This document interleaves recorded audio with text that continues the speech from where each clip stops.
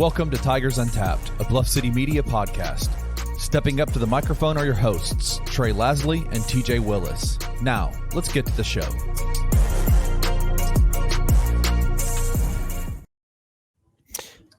What is up? Welcome to episode 94. We're live. We got your comments and the feedback from those of you on YouTube, Spotify. Kenny has been kicked off the show. It will now just be TJ and I. So you guys are welcome. We have heard your feedback and we have taken action. Yeah, just a two-man show from now on.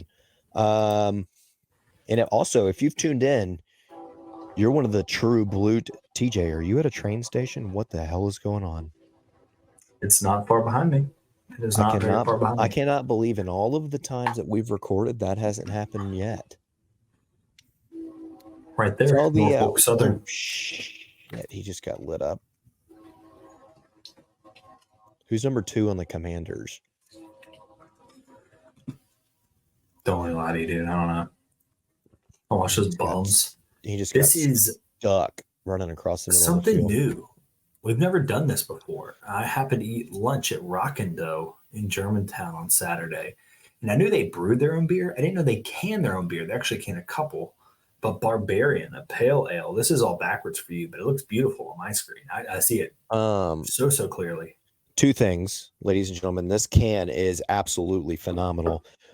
Other thing, this was brewed in Jackson, Tennessee.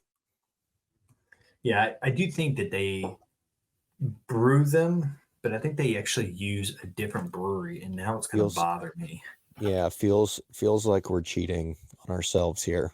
Well, we're Hub City Brewing, Main Street, Jackson. Yes, that is correct. I think Hub City technically brews it for Rockin' Dough, but it is Rockin' Dough's recipe. Well, so there's that. I will say this is likely the best can that we've ever had on the show. No spoilers, dude. You got to cut back on the spoilers. Okay, I'm sorry. Timothy, I don't know. Is Rockin' Dough based out of Jackson or is it out of Memphis? I have no idea. This is unbeknownst to me if it's based out of Jackson. Well, I had nothing to do with this, so this all falls on you. Look, Rockin' Dough's. Are you looking this up right now? I am trying to. I want to apologize to the people if we're accidentally cheating on them. I honestly thought Rockin' Dough was a Memphis-based location, or a Memphis-based pizzeria, if you will. I mean, they have 17 of them here. So I'm going to About Us. Yeah. Yeah, it began as a food truck traveling around Memphis. So you're fine. You're fine. Okay, we're clear. They just rent out some space in Jackson. What are you going to do? Yeah. They opened a brick and mortar store in Memphis first, and then 12 months later, they opened up a restaurant and brewery in Jackson. Perfect. So I guess technically the brewery got some part good options here isn't from here. So look, it's at a point we're going to have to we're going to have to branch out relatively. We're going to have a perimeter set up for how far out we can do beers. Because if not, it's just going to be us and Hampline, and it's going to seem like Tigers Untapped presented by Hampline because they're the only ones that might brewing be in and the canning works. beers. We might have to get that figured out. Let's jump into it, Teach, for those loyal few listeners that are left, because if you've been on X today, there's a lot of people dropping like flies given the recent news and events of today. What are we at? Monday, September 23rd. Yeah. It was officially announced we are committed to the American. We are P6, TJ. We're sticking in the AAC. The Pac-12 is dead. The dreams of playing on the West Coast. P5? Whatever it is, I'm always calling it P6. Well, I'm not. Because it makes me think of all the whatever. It'd be not a P5. power conference, dude. Initial thoughts. I mean, you were never one that was for it in the first place, so yeah, I would say I feel like I caught a lot of heat for it early on because there's two sides of it, right? There is TJ, the Memphis fan, is like, I would love a change of scenery, right? It would be fun to go to a different conference, to play Boise. Like, that game was awesome. So you get to face Boise, you get Wazoo, you get Oregon State, two teams unbeknownst to me if we've ever played them before, but that whole side of it's fun. In basketball would have been incredible. It's a great basketball conference. Like, it is a very good basketball conference. But then you start thinking about it, and it's from a business perspective, it just never made sense to me. Like, I mean, you have the high buyout, you have a mystery around the media rights deal. You know, this all started 3 years ago, it feels like now, when the PAC and ESPN are talking, and the PAC, Cleof Cobb, the former commissioner, was like, "Oh, we want $50 million," and ESPN hung up the phone. They're like, "You're out of your mind." And this is before all the teams left, right? This is when the PAC was like the original PAC of yesteryear, the one that we knew. Yeah, they cut back, they lost teams. And, you know, they never followed up. But okay, what about 35? Because I think ESPN was offering it 30 at that time, and they balked. Like, they just walked away from it all. They were never able to reach a deal. USC leaves, Oregon leaves, Washington leaves, UCLA leaves. Cal, Stanford have now left, but even before they left, I think the highest deal that the PAC was able to get was like $20 million. So you think of it now, we're talking 12 to 15 is. I mean, it's great for Memphis if you didn't have all the added cost, right? But the concern is all the added cost. Well, now there's some on Twitter saying that the range has fallen between 8 and 10 is what's now being. Yeah.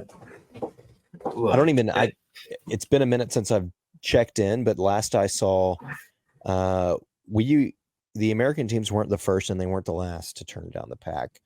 I think it's sounds like 6 teams now.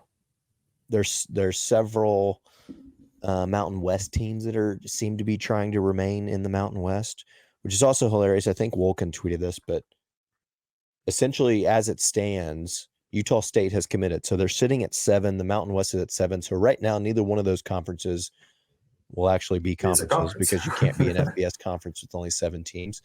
So if they end up getting UNLV or whoever to round out the Pac-12, they essentially have paid over $100 million to basically form a conference that was already existing. I mean, I guess you've cut out some potential lower tiered teams from the Mountain West, but it's the same league. They recreated the Mountain West, but with better branding, right? Yeah, I mean, I think that in a conversation I had earlier today is maybe the main point of what soured so many people is I feel like a lot of people are, okay, obviously you won out of the American, better competition. I mean, I saw Gary's article about Bartorvik ratings and the votes received for college football, but that's a year by year basis. Like, there's no telling what that would look like in 2026 anyway. But it would be exciting to play some new teams. Nobody is getting excited about Charlotte and Rice coming to town. Sure. But all of that, so I was one that was kind of excited about it. And I think people are getting hung up on the fact that it's still the Pac, like it's the same Pac-12 logo, the branding of the Pac-12 is there. So you're it feels a little bit like it's still the power league, and it's not. I mean, it's literally a lateral move, right? And so financially, it didn't make sense. The initial numbers that were coming out, some people were saying it was going to be closer to 15 million. Pac-12 is going to be able to help with some of our exit fees. And I'm like, go ahead and do it, because there's no harm in improving your situation now. And it's not going to keep you from further improving it down the road, especially if the grant of rights was only 5 years. That kind of lines up with what people are talking about with the grant of rights of the ACC and maybe that league blowing up. So to me, it made sense. But then now that the details have come out, it sounds like it's going to be even lower than 10 million per team per year. And then you come to the realization that they're offering over 30 million a team for those Mountain West teams to join, and then looked us straight in the face and said, we'll give you guys 2.5 of your $27 million buyout.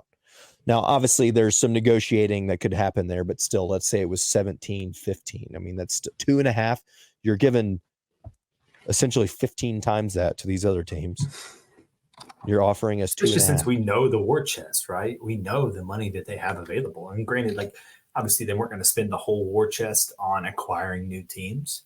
But like, how much are you planning on spending on on branding. Yeah. Like, what are you going to do with all the money? And I guess, you know, ideally you're not trying to bottom out, you know, your pocket nonstop, but you know, this whole thing has been crazy. The whole thing has been about money nonstop. Like the 12 to 15 was a number probably put out there by someone that said, hey, if you can grab USF, a Memphis, a Tulane, a UTSA, you grab me those teams alongside what we have, yeah, we could probably get you in that range. But once you start doing the math just didn't work out. It didn't, Yeah. right? Especially if they are only willing to pay two of the, I think of the low end. I think next year was what, 17, 18? No, if you supposedly 1 year notice, if we joined in 25, so next football season, that was the 27. And I think that's what they were asking. 26 is supposed to be 17 million, but I could be getting that wrong, but that's what I believe that it was. But I think you talk about spending on branding. Like, what do they need to spend on branding? Everybody knows the Pac-12 brand. You know, Well, like, I don't know. One thing that I don't think a lot of people take in consideration is this was only for football and basketball, no other sport. You don't think that? I mean, that's kind of disrespectful, I guess, to the whole grouping. I mean, are all the other offers? Is it for only football and basketball, or is Boise going there for only football, basketball? Are they taking all their sports there? Like, what? How does that all work out? Right? Do you want to be a school that has, you know, your two main sports here, but the rest of your sports over there? Because it seems like you're unserious about your non-revenue generating sports in a sense, right? Yeah, I don't.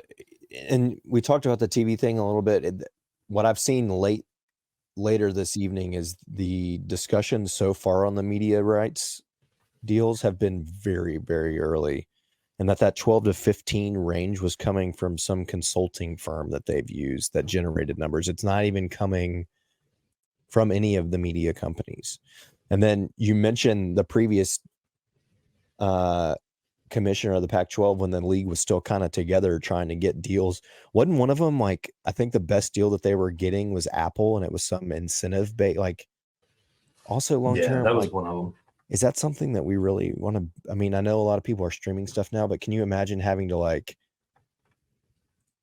go to Apple to watch a Memphis game or subscribe in some way as a Memphis fan to only Memphis game? And like, I don't know. There's just something to be said about being able to be the 11 o'clock game right after game day on ESPN and the exposure that we currently have with our ESPN deal. I know that a lot of games, especially during the basketball season, can end up on ESPN Plus, but like, I don't know, just playing on like an Apple TV or something, like, versus actually being on ESPN is just not very enticing to me.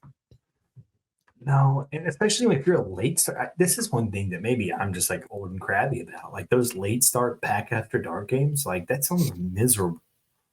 Oh, if it was actually Memphis playing, I would hate it. I like it because I'm throwing it on as I'm laying in bed to fall asleep. I'm not actually watching the full game. Yeah, I'm saying if it's you, I don't know. That's just nitpicking, right? I mean, yeah. I mean, you'd figure it out at the end of the day. But I mean, I've come around to it because I also don't think that this is the end of this, right? Like, I think realignment is still happening. And ultimately, I don't think the decision that was made today, we look up in 10 years and we're still in years. I don't think that saying no to what was offered to us by the Pac-12 today means that we're stuck forever in this conference. Okay.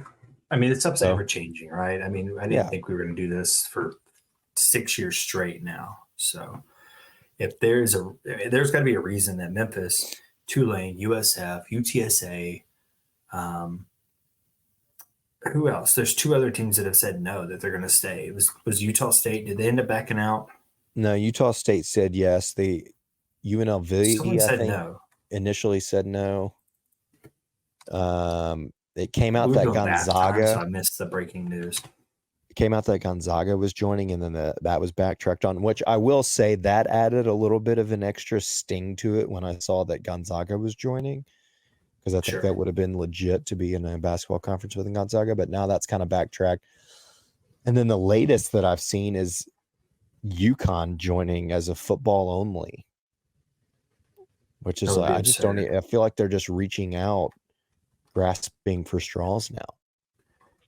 I mean, you're only grasping for straws. Like, think of some of these offers. Like, even if you think of it from Las Vegas, they are purely a market right now, right? You're going after them. You're like, yes, Barry Odom has them doing well, but I don't know the last time you looked up UNLV football record by year. It's It's not not good. good. Yeah. They have not been a very good program. So you're literally adding them because of the Las Vegas market and because they won 9 games last year and they're undefeated at 3-0 this year. Right? I mean, 5-7, 2-10, 0-6, 4-8, 4-8, 5-7, 4-8, 3-9, 2-11 are the last 10 years. 3-9, excuse me. It's the last one. It's not good. So I don't know. I mean, there's names that have been thrown out for them. Looking at now has been like, I don't know how serious this was, but I think UTEP and New Mexico State, like, now you're talking about a conference that's starting. I mean, that's the equivalent of Rice and Charlotte and Temple. Yeah. I will say top heavy on the top half of the pack. It's probably better, right? I mean, you have Oregon State, you have Boise State, Washington State. Those are all probably up there. I would say probably 2 of them ranked higher than Memphis. Oregon State probably Oregon State's probably lower than Memphis right now. I think if you look at the ratings, and then you carry that out through the rest of the 100s, where it's probably break even. The American may have more teams in the top 100. I'm just making up a number there. But I mean, the top is just better. But that's also, like we've said, that's such a year by year thing, right? Like, I mean, shoot, when we first joined the American, UCF had a winless season. Sure. And Cincinnati was terrible. Like, it's just a year by year thing anyway. So, I mean, yeah, some initial disappointment because you wanted new guys, but it's like, again, I don't think this is the end of it. I'm going to ask you this question because I think it, truth be told, I think it pisses a lot of people off when you word it this way, but does Memphis deserve to be in a better conference for football or basketball? Like in a, what have you done for me recently type of scenario? Do you think they honestly deserve, fandom aside, put your fandom aside, just look at the numbers. Does Memphis deserve to move to a bigger and better conference? Or are they ready for that? It's going to be very hard for me to answer because I'm always going to argue yes. But I mean, I get it. I saw the tweets and stuff of people talking about we can't even win the conference that we're in and dominate that. What makes us think we're going to go to even the pack and be able to compete? Like, sure. Into that, I would say. I mean, you saw multiple media, give us more money. National media talk about the brand that we are, and we're an actual, from a basketball and football standpoint, like we've had success historically basketball related the last 10 years. Football's been very good. You've made it in year 6. You've won the American. Like, 2 years ago we had an American Conference basketball championship. So like, there's success there for sure. But I don't know. I mean, what constitutes somebody as being deserving of moving to the next level? I don't know. I mean, we're talking about Houston being in the Big 12. So, well, again, I think the markets play a big reason for a lot of this, hence UNLV getting a shot at something. Houston, very large market. Granted, pretty damn good basketball-wise. I think we can all agree there. Football being the big needle mover, you would think maybe that would have a little bit more weight, but clearly the market was just there. And that's something you just take the risk on. Eventually they'll figure it out at coach, right? I guess that's the idea there. But they did just get smacked by UTSA. I don't remember that score, but that's kind of wild. Who? You see that? Houston. This year, I don't think they've played. No, they got smacked by Cincy. Who did they play? Am I going crazy? They lost to UNLV the first week. I mean, it's not make for good podcasting. No, I don't know what I'm talking about. Disregard me, dude. They lost 34-0 this week to Cincinnati. Week 1, they lost 27-7 to UNLV. Okay, it was UNLV. For some reason, I thought that was UTSA. Whatever. No, I think they played last year. They did. Smacked by Cincy. That's pretty bad because Cincy has not been a good football program. Whatever. And they Nerd. played 2 years ago, 3 years ago, 2 years ago. Anyway, some initial disappointment. It's going to sting a little more if Gonzaga does end up going, because that does turn into a pretty daggum good basketball conference. Football would have been fun, but it's also, I've seen a lot of people that are like, I'm not, like you just said, I'm not buying tickets anymore, blah, blah, blah. I don't want to see this shit. I mean, we played Boise at home last year, and it literally didn't generate any more fans than any of the other home games. So it's like, are people really that excited about those West Coast teams? I mean, maybe initially, but then when you're playing Colorado State, I mean, what's the difference in playing Colorado State and beating them than Charlotte? Nothing. Yeah. I think a lot of that is kind of an optic standpoint type of thing. Like, oh, it'd be great to play them, nonstop. But if you think of your new conference, you're going to be put in a pod with Temple or with Tulane, UTSA, USF. Yeah, I mean, and then you will get some West Coast teams sprinkled in. But guess what? You're playing the same damn teams you've always played for the most part. Plus, you're 4 out of conference, and you're going to get some combination of 2 or 3 road games out west where you got to play them or they got to come into you. So it's not like you're picking up a whole new schedule for the most part. Attendance was 30,000 for the Boise State which was, game last year. I think, right at what everything else was last year. Yeah, I mean, it's decent, all things considered, but everyone's talking it up. Like, think about all this money you're going to get from playing these new opponents. Yeah, And like, I mean, we're not talking about that was a big game last year. 50,000. Yeah, and you only mustered 30,000.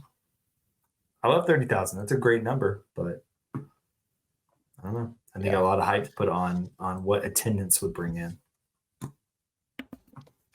We'll see. But moving into some more frustrating news.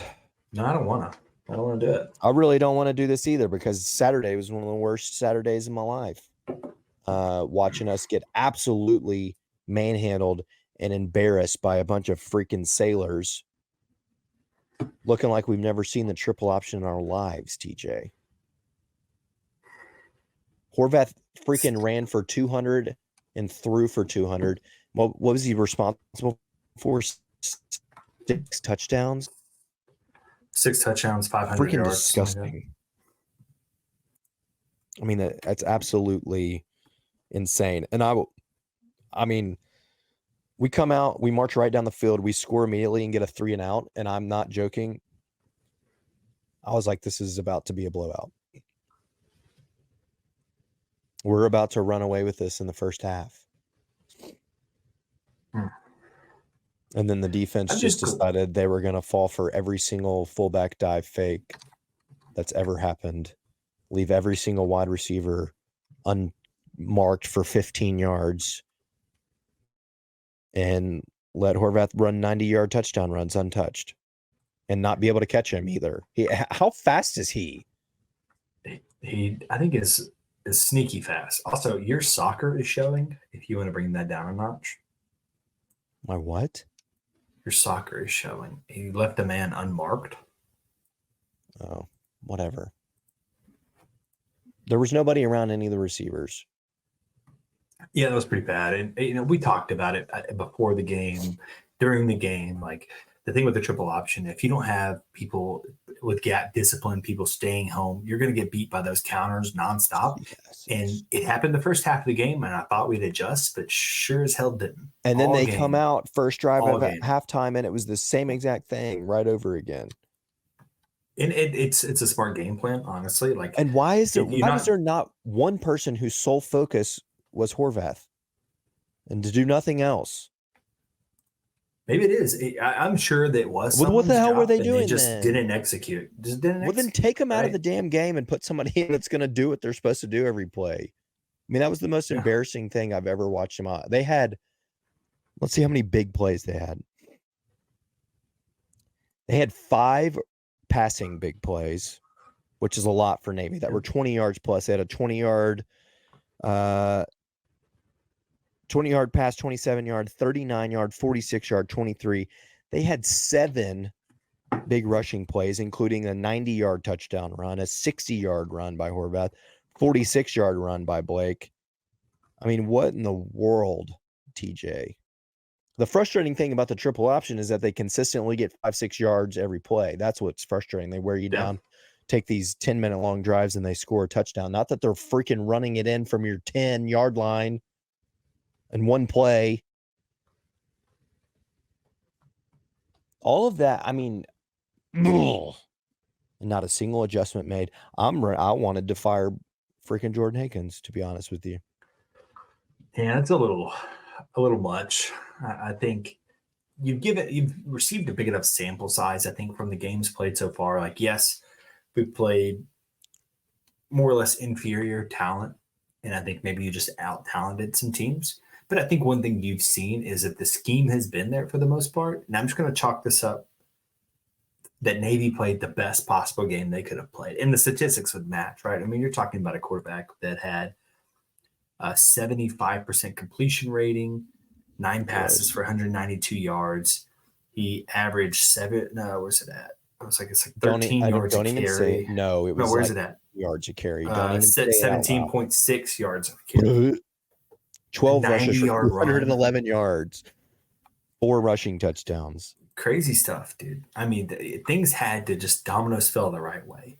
But if there's any silver lining to look at this, the offense looked decent.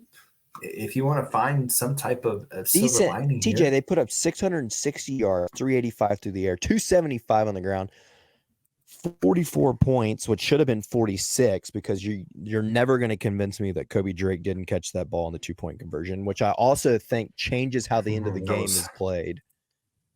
Because if you're only down 3 there, I don't think Seth is pushing as hard on that final drive, right? Because yes, obviously you want to score the touchdown, but you're also having in the back of your mind like, hey, we can kick the field goal and take this to overtime. So that was total BS.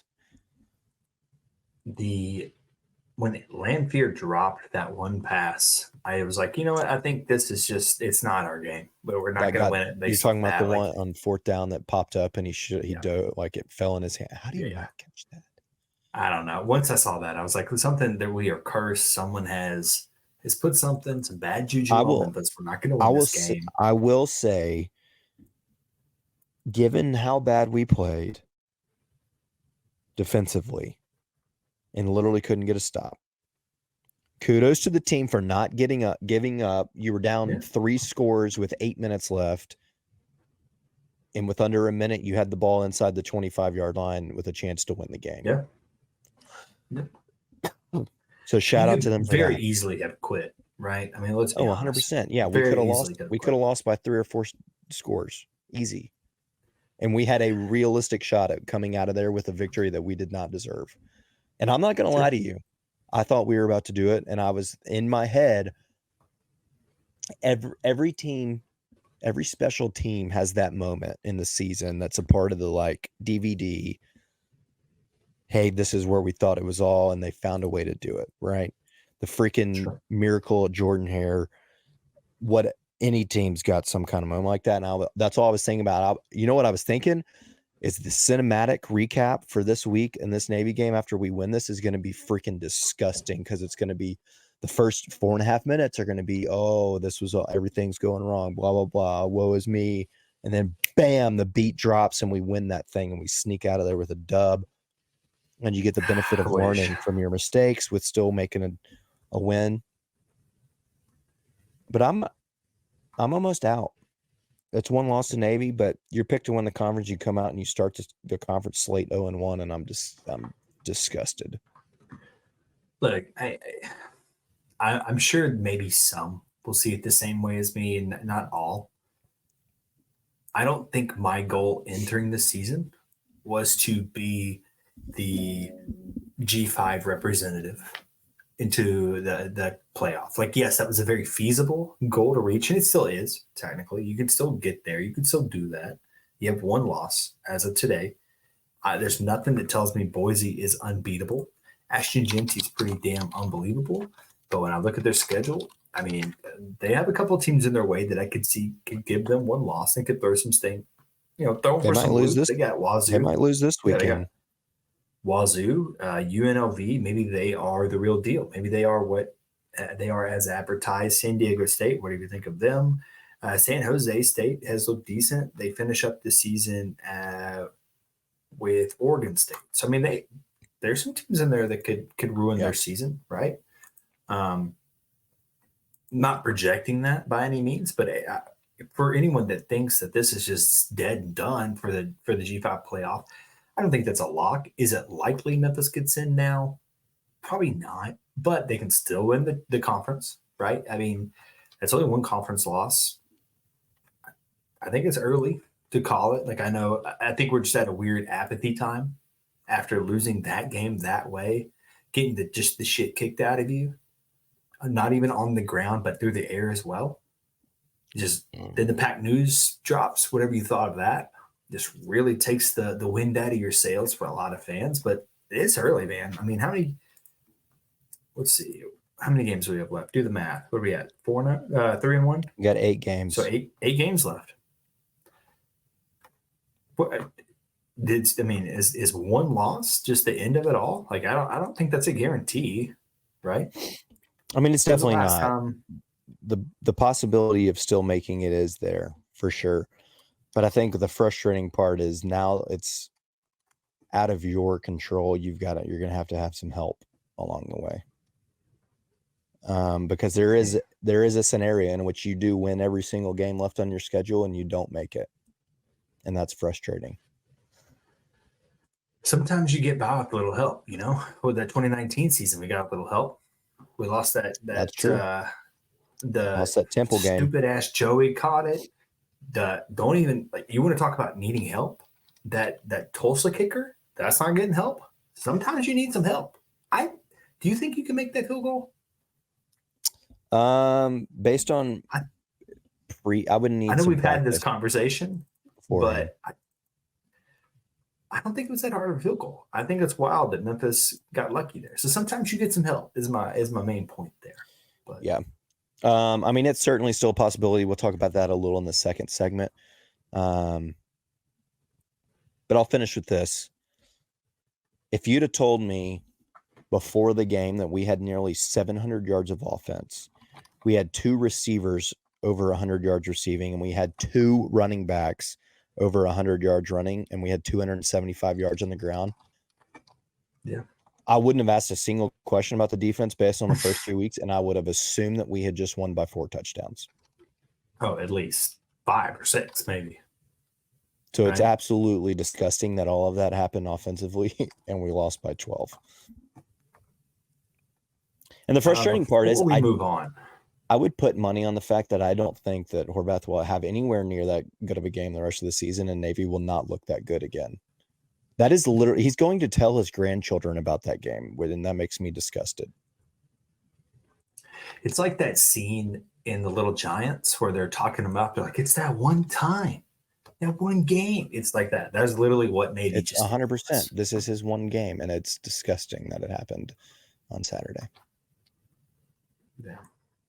Whatever, dude. Before we break from the Navy game and get rid of that sadness, did we get the return of BT? Does he still got that juice? You put it in the Discord and it made me laugh out loud. He certainly looked confused as to how he was still running after the first 10 yards on that first tutty. He's normally just getting absolutely drilled within 3 yards from the line of scrimmage. But he stumbled upon it. It was like 10 yards. He's looking around. He's like, was there a flag? Like, why? What's going on here? I think it's a perfect time for BT to be back and be all the way back.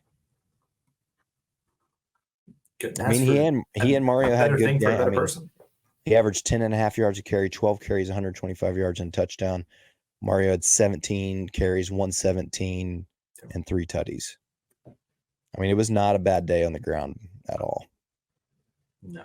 Or through the air. Again, the offense looked fine. The offense certainly did enough. And Chandler Martin had said it. It's been quoted. He told Seth, you're not going to need to score 40-plus points a night.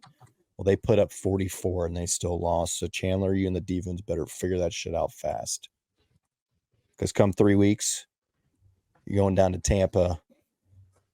You want to talk about a quarterback that can run. Byron Brown's going to be ready to scramble. Yeah. And that's probably the worst part of it all is we just gave everyone the blueprint on how to beat Memphis, right? Just run counter. Get us looking this way, run it that way. We'll fall And for it. And every single person on the field will go that way. All right, with that, we will be right back. We'll preview MTSU. We'll take a look at where we currently stand and how the result of Saturday impacted our FPI/playoff chances. We will get to fade TJ Thunder picks, and then we'll be out of here. So we'll be right back.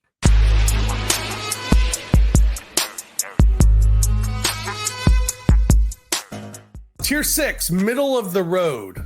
Middle of the road. Number 18, Jason Kidd of the Mavericks. 17, Taylor Jenkins of the Grizzlies. 16, Quinn Snyder of the Hawks. And 15, Michael Malone of the Nuggets. How was Quinn Snyder in with those other three people? I don't know. That's a good question. How did that come about? You're talking about three coaches whose teams were number one in their conference at some point in time, whose teams went deep into the playoffs, and then you have the Hawks. Tune in to the Night Court Podcast with your hosts, Rob Fisher and Brevin Knight, on the Bluff City Media YouTube channel. What? Okay, bro. I'm gonna tell you what has become what seems like a daily practice, and that is waking up to some ridiculous article of somebody predicting where the Grizzlies is gonna be. And I'm a pretty confident dude when it comes down to the Grizzlies, man. Like, because I'm the guy who was saying that when Ja came back, we are making the playoffs, right? I was like, we're going to make the playoffs. We're going to win 6 out of 10 games. We're going to go on a 60% win streak, and we're going to get into the play-in. This is the one that killed me, Mark Stein, who I know knows. Yeah, that. I know you was One going of the true OGs. Man had us 12th in the West.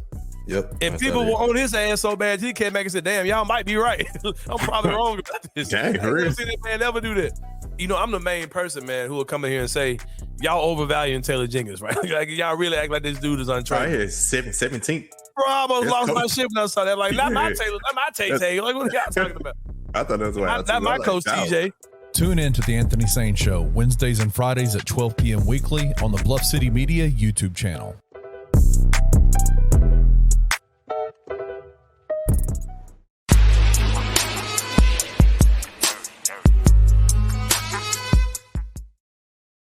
Dirty. All right, let's get into this MTSU.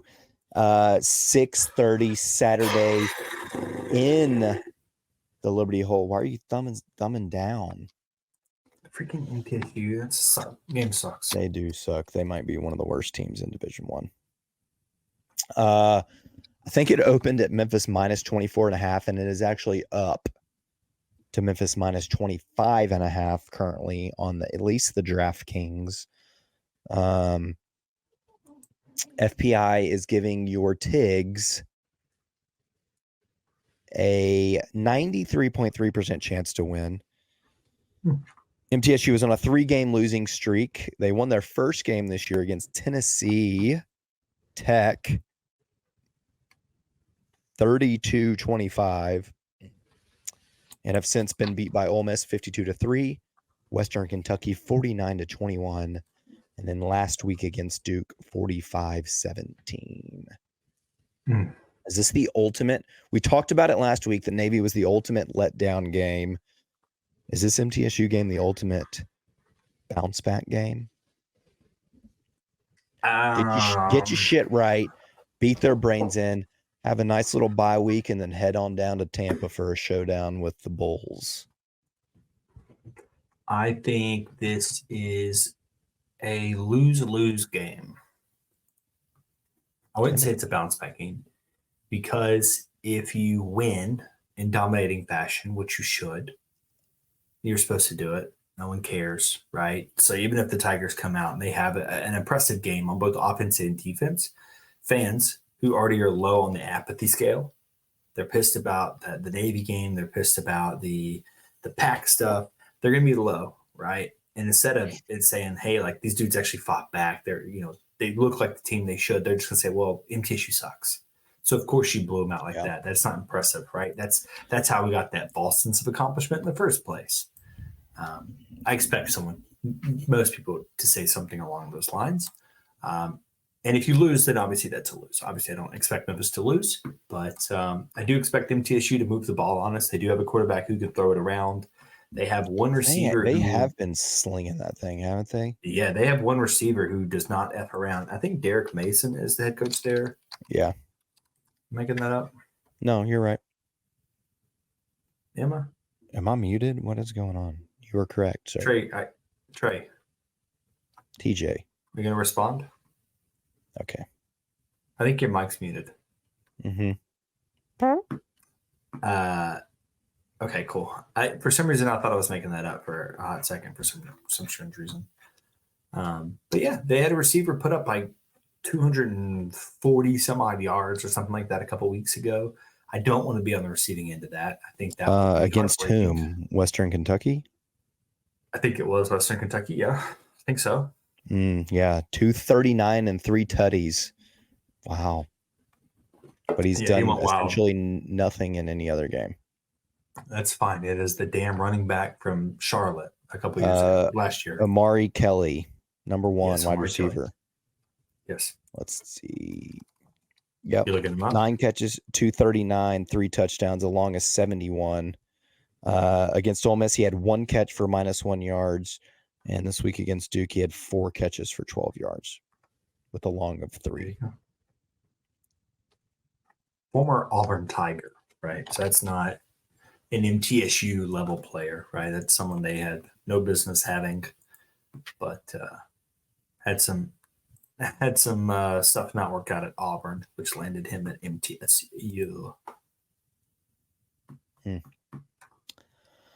I think we had. All right. Well, you've said it's a lose-lose. Are you expecting the crowd to be down? I said a lose-lose. I explained that, you dork. I do expect the crowd to be down, not by much. I mean, like, what are we talking about in terms of the crowd being down? I feel like the damn readers are off every week anyhow.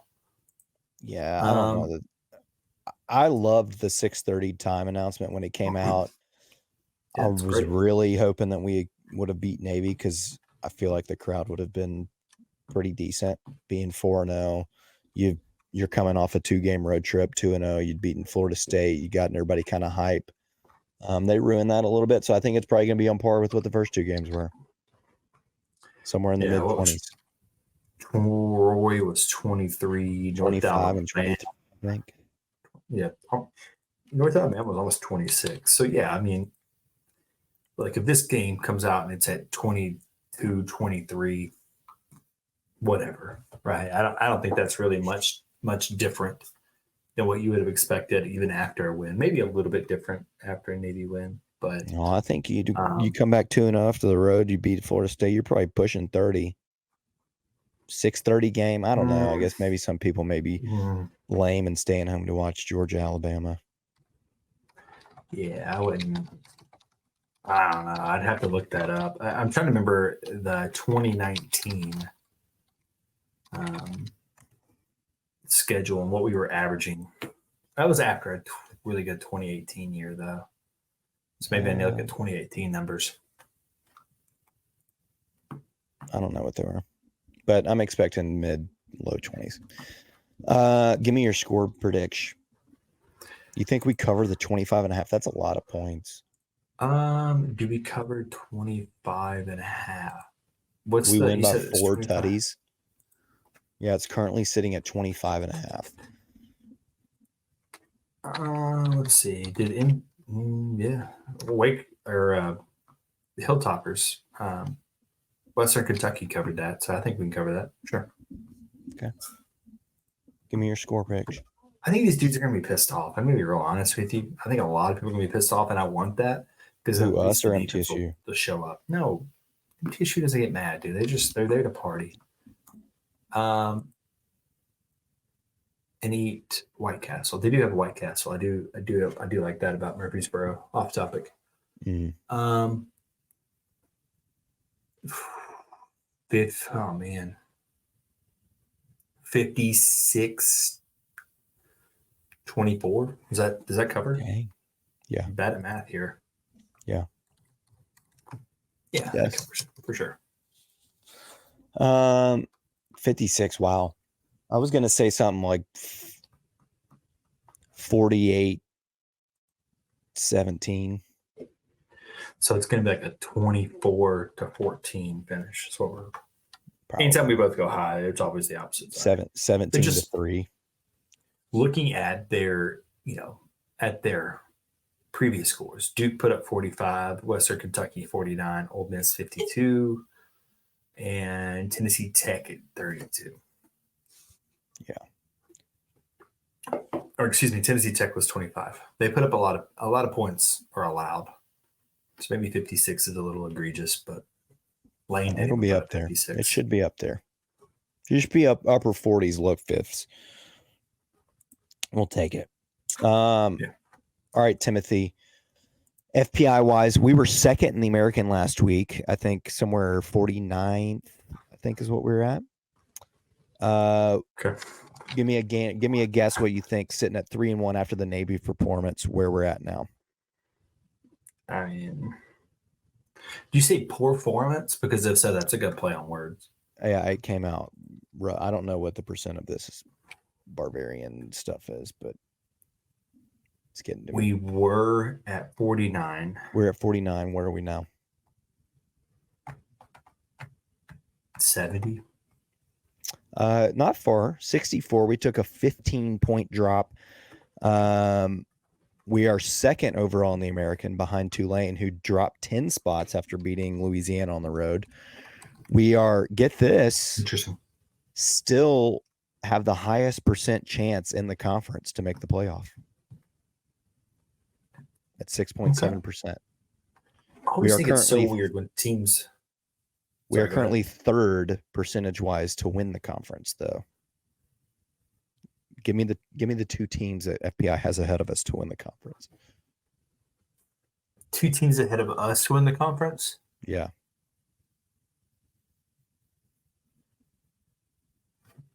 Tulane. Yeah, they're one at 39.6% chance to win the conference. I would be shocked if you get number 2. Okay, so it's not South Florida. Army? Color me shocked, Timothy, with a big Army vote. They're undefeated. I just assume since they're undefeated, that played a role. FPI is weird as hell. Like, it is weird. You can win and you drop points. Like you just said, Tulane won. And then they on drop. the road What about Louisiana, USF? and they've dropped. USF is 79th. They dropped 16 spots after getting spanked by Miami. Wait, I thought they won. Did they not win? USF, no, they got destroyed by Miami. Oh, I didn't know they played Miami. Sorry. No, it's 50-15, I think. They're 79th overall. Good. I mean, we didn't take a big hit. Obviously, our playoff percentage dropped from like 23% to 6%, but it still has us sitting at 9-3, which doesn't feel outrageous. I mean, obviously, you'd want to be 11-1, but honestly, not as big of a drop as I was anticipating.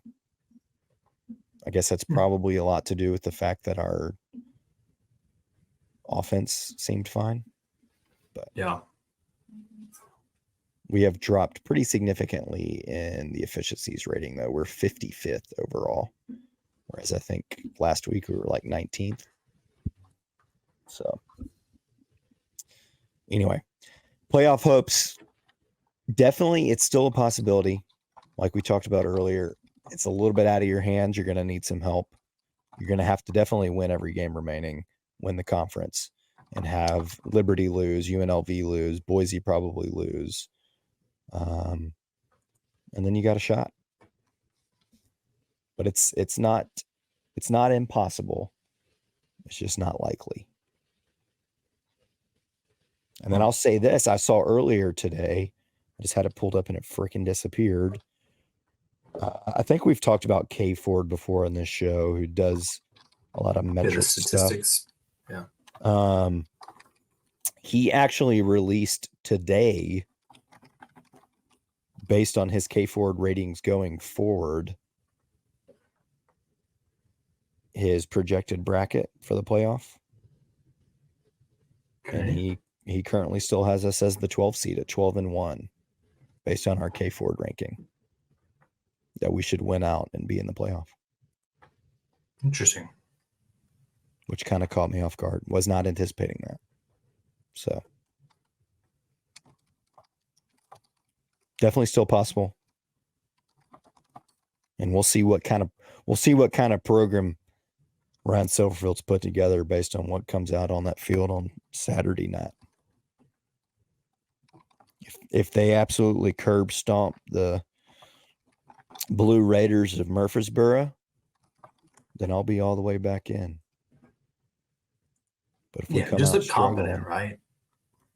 I think even if they come out and they look good against USF, I think that'll start to turn some heads. People will forget about the pack thing because you'll convince yourself. You'll start to listen to it, and you're like, okay, they said no, they said no, they said no, they said no, they said no, they said no. They have to drop down and take in UNLV, Utah State. Like you're taking these bottom feeders just because you need two teams just to be a conference, right?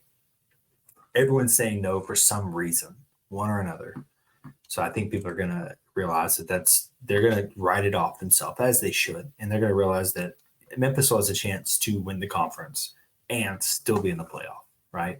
The moment Boise drops one, which I'm not saying they will for sure, but if they do drop one, it changes everything and everyone's spirit shoots back up, right? Yeah. So I found the K Ford prediction bracket. He says, using his ratings, simulating the remainder of the season after the first 4 weeks, he's got us 12-1 as number 17 in the country, representing the 12 seed, playing at the 5 seed Ole Miss, which would not be terrible. With Boise State being the next closest G5, 23rd overall, but he has them with 2 losses at 11-2. So just barely squeaking in ahead of Boise State. So not bad. I mean, Boise definitely has the better strength of schedule. Oh, yeah, 100%. Just because of the Oregon game alone, right? I think does that. But yeah, if you look at the remaining strength of schedule from here on out, Memphis is at 107 and Boise's at 82. So not a real big difference, all things considered. But yeah, I mean, it's definitely a bigger difference, right? But I don't know. Yeah. So, all right. Well, the road to the playoffs starts Saturday. It's a new season. Let's go 1-0. Speaking of going 1-0, neither TJ nor I were able to do that last week with Fade TJ and Thunder Picks. We both lost. TJ took Notre Dame minus 25.5. 27, I think is what it was, but yeah. And they only beat Miami of Ohio 28-3, which is a little bit disappointing. And your boy fell to 4-1 on the year with his first loss, taking USC minus 4.5 at Michigan, and they didn't make it. They didn't win that ball game. Left the big house 0-1, just like Dad. Timothy, give me your Fade TJ pick this week. I'm just gonna throw this out there. We are both 0 for Gophers when betting on Michigan. So I didn't bet on Michigan. I would have won. I'm just in a Michigan game. I bet against them. Sorry. Correct. So we are because I did Texas versus Michigan and I won that. Yeah. I was going to try to somehow segue that into avoiding a Michigan-Minnesota game, but whatever. I'm probably going to take that BYU game, honestly. I think BYU to beat Baylor, even though Baylor's favored by 3, I think it is. BYU is ranked. They are 4-0 on the season. They average like 450 yards of offense a game. I think Baylor's having a quarterback change, or maybe it's just an injury, so they've got a little quarterback situation there. I'm going to take the Storm and Mormons, and that's probably going to bite me in the butt, but I feel like we're cursed with those guys. All right. Go ahead and document that before I forget. But remember the Michigan over Minnesota, because I really wanted to call that, but Michigan's just burned me too many times, man. Yeah, I don't think you can play with the Wolverines anymore. Yeah. BYU just had an exciting win over Kansas State this weekend that forced a young man to shove a Taco Bell. What was it? I'm not familiar with Taco Bell's menu, to be honest with you. I'm Some quite kind of- familiar with Taco Bell's menu. Do you know what I'm talking about? The dude that said he would I have shove no a clue what you're burrito talking up about. his. What? Have you not been alive? No, dude, I'm nose down at work. Beefy You haven't 5-layer seen burrito, Saint maybe? Bill Snyder saying if K-State loses to BYU this weekend, he'll shove a beefy 5-layer burrito up his butt. I knew it was a beefy 5-layer. Love a beefy 5-layer. Well, No, I did not. He's going I to have to wouldn't shove figure one out a up my way butt. to do that. Well, This is like This guy that is. Florida State fan that said he would eat dog poo. Yeah. eat dog poo, and he just disappeared off the earth. Yeah, deleted his account. He's back though. And he thinks he doesn't have Did to he eat do the it. dog poo? No, he thinks he's he gonna doesn't. have to do He it. thinks it doesn't apply to him. He doesn't have to do it. And it doesn't help that Florida State actually won a game now because a lot of people were saying they weren't going to win ever again until he did it. Interesting. So, all right, Timothy's rocking with BYU. Were you taking money line or just BYU +3? No, I'll take the BYU +3. Okay. Play it safe. I do think BYU probably wins it straight up, but I'm going to take the +3 to be safe. Well, if you're feeling frisky and you want to take that, Yeah, I just lose Timothy's anyway, offering so up it doesn't matter. a BYU. So yeah, go ahead and hammer Baylor. Timothy, I'm sticking with the American since we are committed to the American. North Texas at home against Tulsa Saturday night at 6, -6.5. I think they win by at least a tutty at home against a pretty terrible Tulsa team. I don't think UNT is anything special. No. But, I mean, they just routed Wyoming 44-17. They beat South Alabama earlier this year, put a 52 on them. They put 45 on UAB. I just feel like they can beat Tulsa by a tutty. Tulsa team that lost to Arkansas Sure. State, who should have lost to Central Arkansas. Who Michigan should Fighting. have covered against. I know. Which didn't. That is weird. It's weird. Ryan Silverfield's on my screen right now. Tiger's looking to bounce back after a loss. Something about 17. What did that say? 17 missed tackles. Who is this goober on ABC? Caleb Hillard. 17 missed tackles. Seems low. Is that true? It seems low. What do you mean? Does it count as a missed tackle if nobody tried to tackle him? He just ran Well, I by mean, if them? they dove towards him, that counts. So Interesting. All right, let's get into this rock and dough Barbarian. finish mine up. Best can we've ever done. Mm-hmm. The creativity, the artwork. Oh yeah. He's got one of those headgear things on that has 2 beers on it. He's eating a pizza because it's rock and dough. That's it. He's holding one of those axe things. He looks like a freaking barbarian. He's got braids in his beard. I mean, the With artistic skulls. with skulls, the artistic Missing a creativity on tooth. this can is phenomenal. 2 teeth, TJ, upper and lower. Oh yeah, you're right. Yeah, it's a pretty sick can. There was another beer that I really wanted to get. Sorry, I didn't realize I was messing up there. But this can just was speaking to me, so I felt obligated to get it. I mean, this is high for. I'm serious. This can is like a 8.3 for me. Wow. You say 8.3? Yeah, it's up there. Let's see. 8.3. Where does that rank as your highest can? Oh goodness. You've had a higher can. Really, who? Hush Mine. That was a good can too. Boat What did I Drinks by Crosstown. You give that an 8.3. Boat drinks. I don't remember that one. Yeah, Memphis Style Lager from Edelson. You give it an 8.8. Wow. Yeah, for me, this is higher than that. Higher The than Memphis 8.3 style for one me. is. It's got like the Saved by the Bell late 90s theme to it. This is a pretty sick can. Yeah. The Memphis style is a good can. Yeah, this is a good can. I like this a lot. I think they did a lot of detail there. Pizza looks good. Gosh, now I just feel like that 8.3 is guy in me. low. I'm going 8.8. I mean, dude, you freaking copycat. I'm going to go back in and edit the Just spreadsheet. change it. Yeah, you got to change it. I said 8.7 for the can. I think it was a very good can.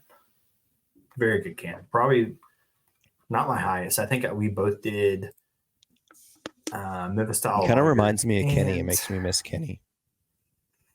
It does Now that look we've like kicked- Kenny, a handsome version of Kenny. Now that we've kicked him off the show, we'll have to maybe bring him back next week. Hushmain, I gave a 9. 8.6 to Space Age Sippin'. We've done some pretty high cans every now and then.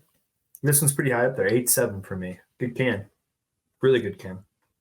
It's about as good a brew too. It's a good pale ale.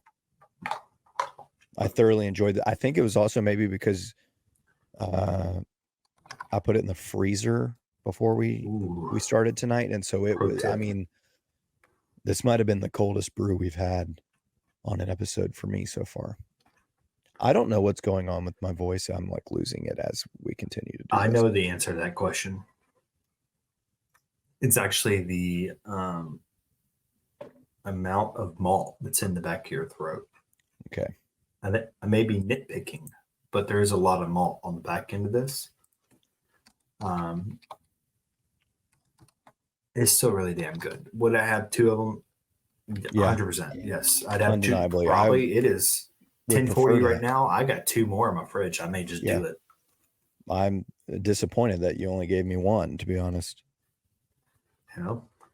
Somebody is Really good street beer. racing outside of my house. Well, it could be a train. So, really good beer. I would definitely drink 2 of them.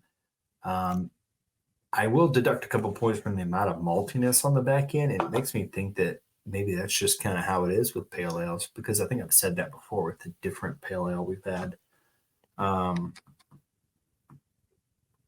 Really freaking good. I'm just trying not to give it the same score as the can. Yes. But you got to just listen to your heart. I know. I like this a lot. It's I'm not going to give like an 8.8, so- 8.6 on the beer. I'm going to go 8.6 because I deducted a little bit. Yeah, the I just amount that of surprised me. maltiness. I wasn't anticipating that high. It's definitely in the 8s. It's good. It's very good beer. I think it's like an 8.1 though for me. Okay. This was good. Hey, overall, that's an 8.5. 8.55. Well, that's an 8.6. Overall, that's a damn good I beer. might come over and grab that second one. We might just have to hang out and have another Barbarian. I want to go to bed. I'm going to drink one and probably go to bed. But All right. it's pretty good. It's our highest beer. Across the board? Good number of errors. I mean, It's been a while since we had one that high, I think. After that I'm looking. jalapeno popper beer you made us have. It's awful. I'll let you know. We got one next week. Desert Dawn. I'm not trying to give any spoilers, but I am not looking forward to that. So hopefully the Tigers are coming away with a win versus MTSU. Damn, And everybody listening is still a Memphis fan. And you'll all be back next week. And my cat just started gagging. So with that, come back next week with a cold beer. Stay for the hot takes. Ellie, Somebody stop. gotta match My my cat freak. is puking. I have to go. Match by If free. you enjoyed this episode of Tigers Untapped, leave a rating and a review wherever you download your podcasts. Like and subscribe at Bluff City Media's YouTube page. Head over to www.bluffcitymedia.co for comprehensive coverage of Memphis sports.